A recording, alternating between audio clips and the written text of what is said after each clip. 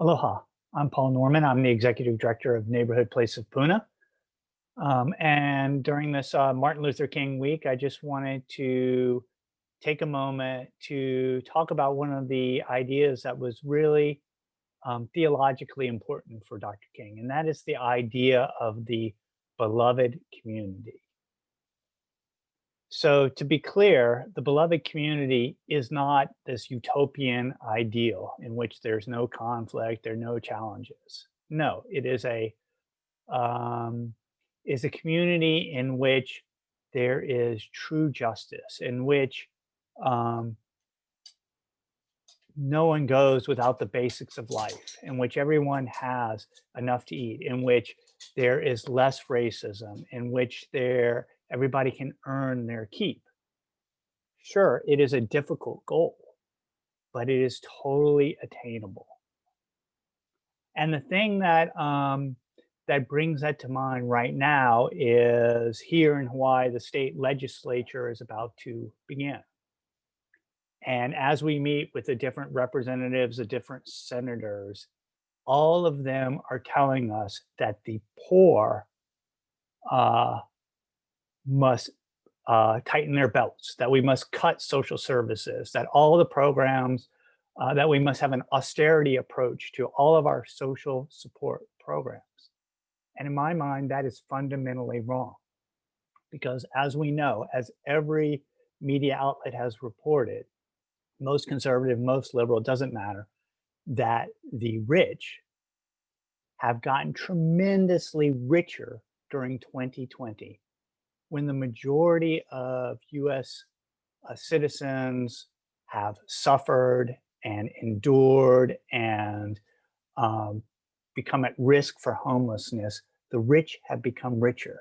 And now our local legislators are asking us, asking the poor, asking the people who have the least resources to conserve. And that's totally wrong-headed.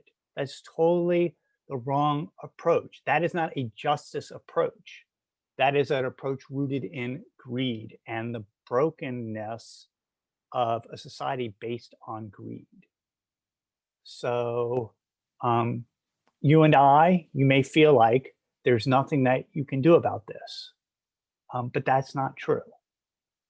So again, we can't change the system overnight, but what we can each do is we can each contact our representatives, contact our senators, and tell them to preserve our social services, to find a way to tax, I mean, let's be honest, to tax the super wealthy.